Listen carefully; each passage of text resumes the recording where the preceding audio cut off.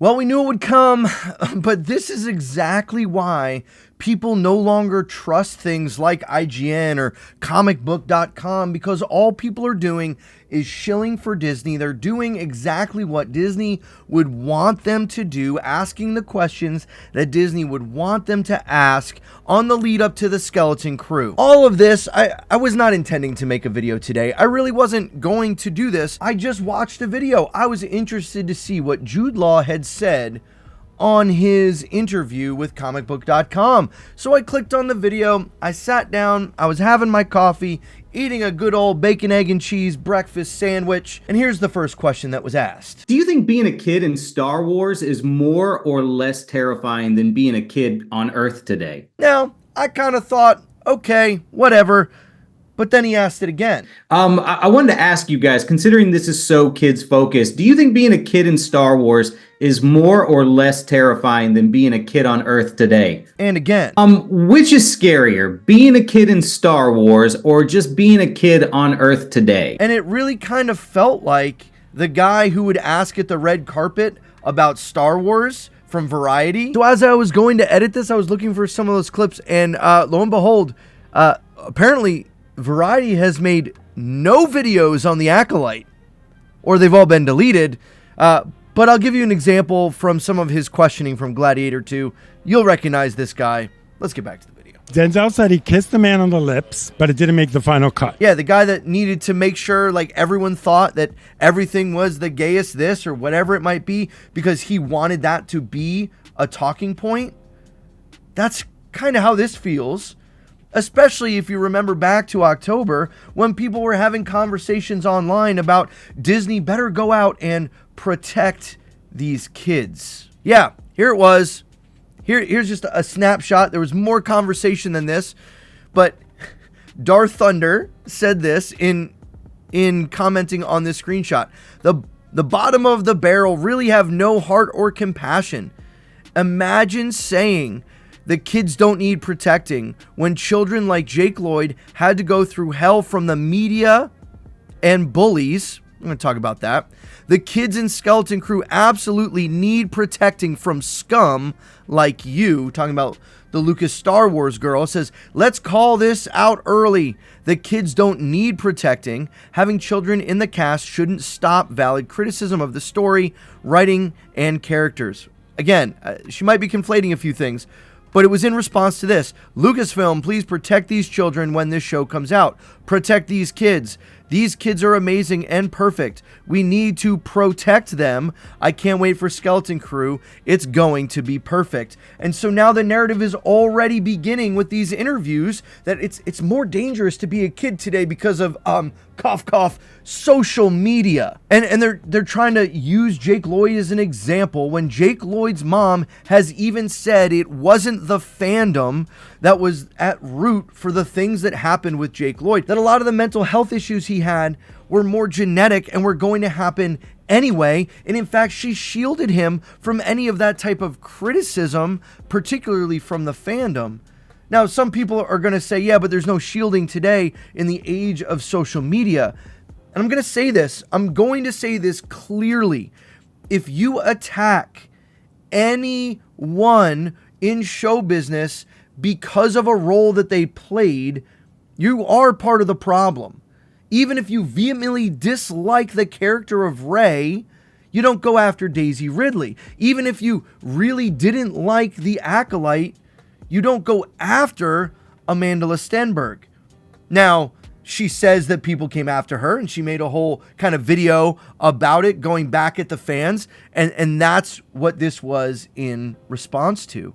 And so there is no place for anyone to make fun of, to belittle, to put down, or to really push aside any actor or actress, let alone if they're kids or not. I mean, even the federal government knows that social media isn't a good place for young people, isn't a good place for teenagers. You have to lie. You have to lie to get a social media account if you're under the age of 13, because federal law actually states you can't have social media under the age of 13. And now studies are coming out, like in the book Anxious Generation, and that was a follow-up after writing The Coddling of the American Mind. So The statistics are bearing out that social media as a whole is not good for anyone's mental health, let alone young people, let alone impressionable teenagers. And that has nothing to do with a Star Wars fandom. So let's put that out there, that social media alone presents a side of the world to people that isn't real. Now, having said that, the reason the Lucas Star Wars girl said what she said is because what's being done here is a conflating. You might say her point of saying, oh, they're not really saying that you can't criticize the show, that you have to protect the kids by stopping criticism. But that's exactly what they are doing. Because a majority, almost everything that I saw around the Acolyte was criticism about the show, about the writing, about the perspective, about the way that it looked on screen, and yes, about some of the way things were acted.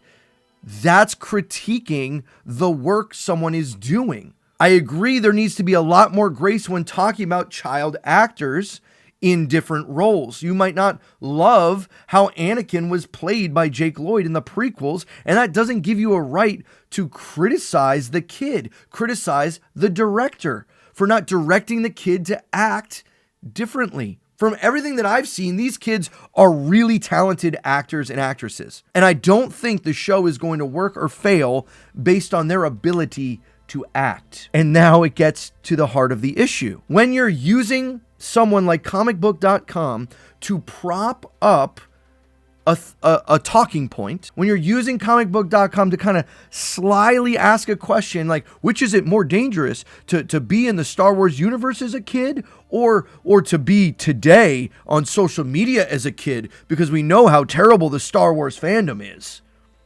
Like, that's what's being insinuated here. It's just so frustrating that this is some of the line of questioning. I've been excited for Skeleton Crew. I actually was about to sit down and make a different video reacting to the roundtable of all the directors talking about Star Wars Skeleton Crew, because it actually got me excited. But then you get questions like this, and it makes me frustrated again, because a certain side of the fan base wants to make it insular, as if the reason Acolyte failed was because of the criticism.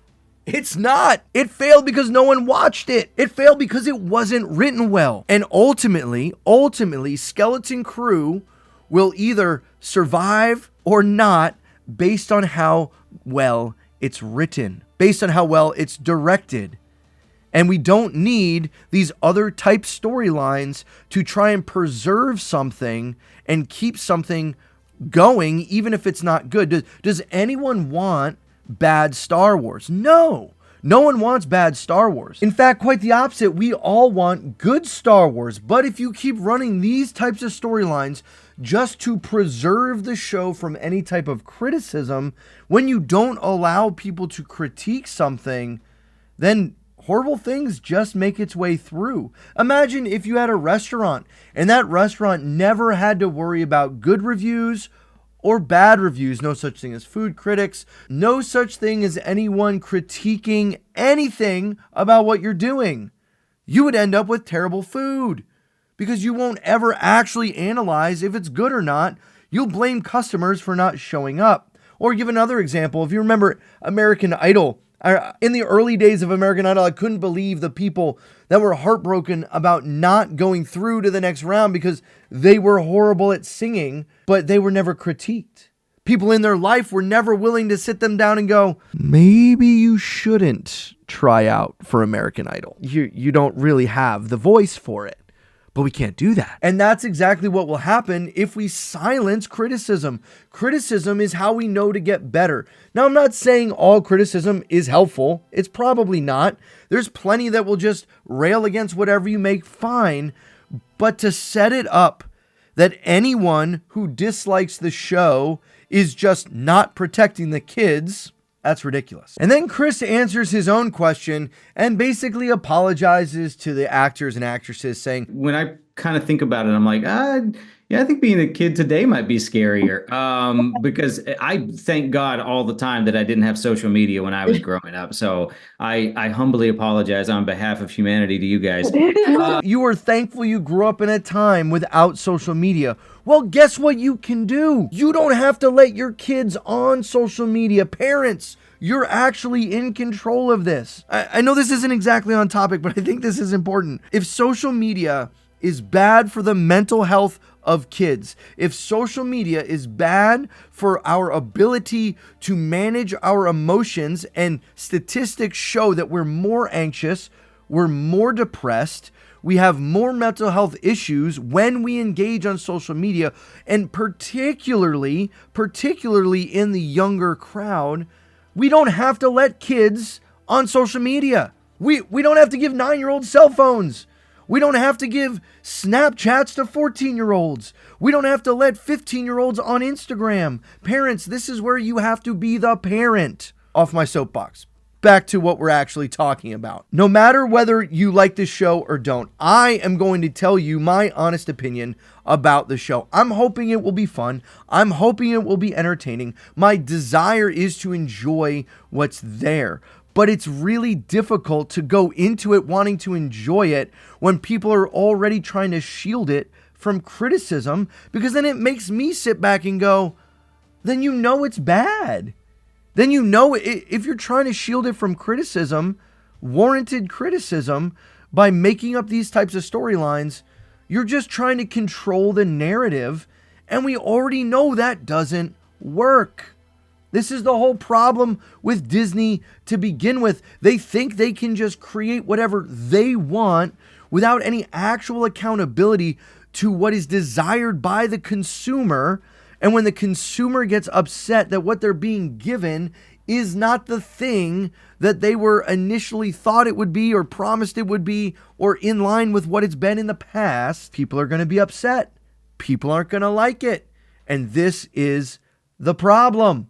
Oh, man. Well, hey, if you want to see me react and talk through the directors talking about Skeleton Crew, I'm actually excited for some of the directors. I'm glad Bryce Dallas Howard's involved in this project. I think there's some great possibility here. If you want to see that, make sure you subscribe to the channel. That'll probably come out next week. And right before Skeleton Crew hits, I have a video coming out entitled, It Actually Doesn't Matter. It doesn't matter if this is going to be good or not. You'll want to see that one for sure. So make sure you're subscribed. Thanks so much for being here. Remember, the Force will be with you always.